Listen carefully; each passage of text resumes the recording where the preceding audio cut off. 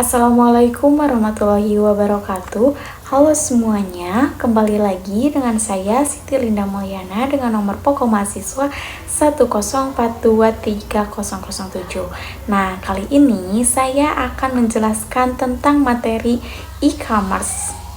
Oke, lanjut aja ke penjelasannya. Apa itu sih e-commerce? Jadi, e-commerce itu adalah kegiatan jual beli yang dilakukan secara online melalui internet. Jadi, kalau e-commerce itu tanpa bertemu langsung dengan yang membelinya atau menjual barang bisa dari rumah. Menurut para ahli, e-commerce adalah cara berdagang secara elektronik. Jadi, bisa menghubungkan penjual, pembeli, dan layanan lewat aplikasi atau di handphone. Contohnya belanja di Shopee, bayar tagihan listrik di Tokopedia, jualan di Instagram. Jadi semua itu adalah bagian dari e-commerce.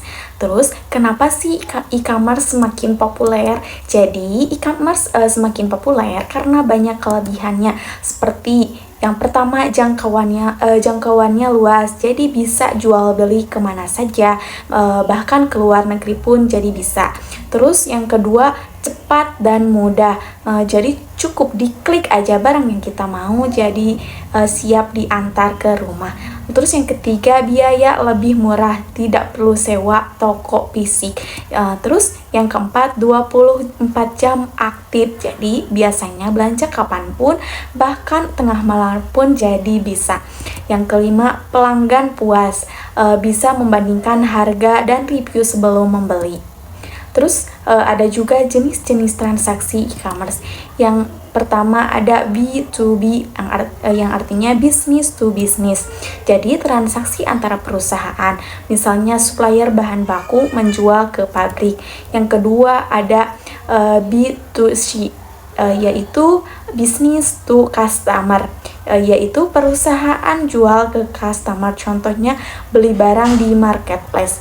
Yang ketiga ada C2C, yang artinya customer to customer, yang biasanya customer jual ke customer lain, contohnya jual barang bekas di OLX. Yang keempat ada C2B, customer to business, jadi orang bisa menawarkan jasa ke perusahaan, contohnya freelance design. Yang kelima ada non-business e-commerce, yang biasanya dipakai oleh sekolah, yayasan, ataupun organisasi sosial. Selanjutnya, siapa aja sih yang bisa jadi konsumen e-commerce? Yang pertama yaitu individu biasa seperti kita yang bisa belanja lewat HP. Terus yang kedua, organisasi seperti perusahaan yang beli peralatan kantor. Yang ketiga, pemerintah atau reseller, jadi beli produk untuk dijual lagi. Dilihat dari perilakunya, konsumen bisa dibagi menjadi yang suka belanja cepat tanpa pikir panjang, ada juga suka membandingkan harga terlebih dahulu, dan juga ada yang cuma lihat aja tetapi belum tentu beli. Terus apa aja sih keuntungan dari e-commerce? Untuk penjual atau produsen, e-commerce itu menjadi keuntungan. Yang pertama, toko bisa buka terus kapanpun tanpa tutup. Yang kedua, hemat biaya operasional.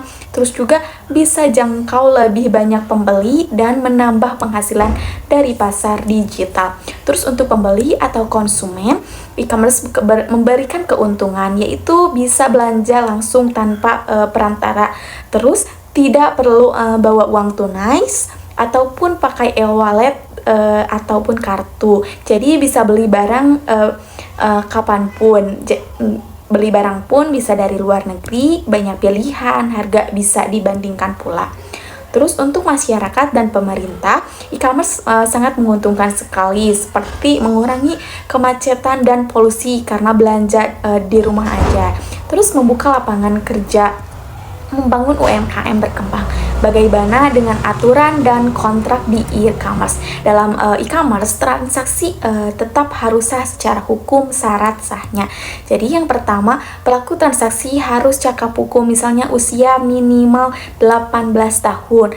Yang kedua, ada objek yang jelas, seperti barang yang dibeli harus tersedia. Yang ketiga, sebab yang halal, jadi barang tidak boleh ilegal, misalnya penjualan narkoba ataupun senjata. Nah, untuk pembahasan selanjutnya yaitu masalah hukum yang perlu diperhatikan dalam e-commerce. Yang pertama yaitu keaslian data. Data bisa diamankan dengan teknologi seperti enkripsi dan tanda tangan di digital. Yang kedua, keabsahan kontrak online, yaitu menurut hukum internasional, data elektronik tetap sah sebagai bukti. Yang ketiga, kerahasiaan dan keamanan. Jadi informasi pribadi harus dijaga, jangan sampai bocor. Yang keempat, ketersediaan barang. Jadi produk yang dijual harus benar-benar ada dan siap dikirim. Yang kelima, pembuktian di pengadilan. Jadi beberapa negara sudah menerima data digital sebagai bukti sah. Terus di Indonesia masih butuh pengembangan hukum agar lebih adaptif. Hukum mana yang berlaku dalam e-commerce? Ini penting jika transaksi lintas di negara. Ada beberapa teori. Yang pertama, mailbox teori, yaitu berlaku hukum dari pembelian. Yang kedua, acceptance teori, yaitu berlaku hukum dari penjual.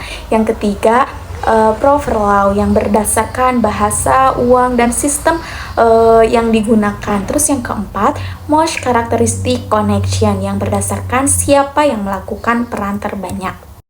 Nah, jadi e-commerce adalah cara modern untuk bertransaksi secara cepat, mudah, dan menguntungkan. Tapi jangan lupa tetap harus bijak dalam berinteraksi, pastikan kamu paham hukum dan keamanan digital, dan juga jangan asal klik, pastikan situsnya terpercaya. Mungkin sekian penjelasan dari saya, mohon maaf bila ada kesalahan. Wassalamualaikum warahmatullahi wabarakatuh.